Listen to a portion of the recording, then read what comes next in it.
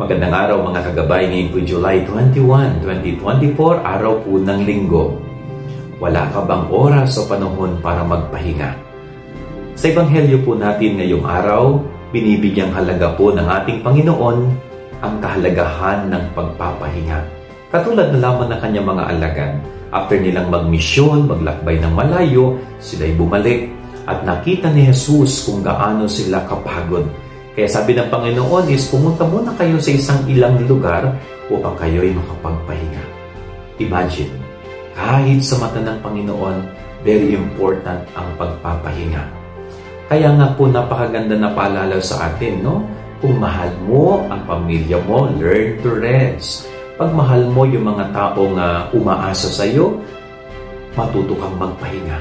Dahil pag hindi ka nagpahinga, magkakasakit ka, magiging incapable ka sa pagtulong sa mga nangangailangan mong mahal sa buhay, then mawawalang saysay ang lahat ng iyong mga pangarap.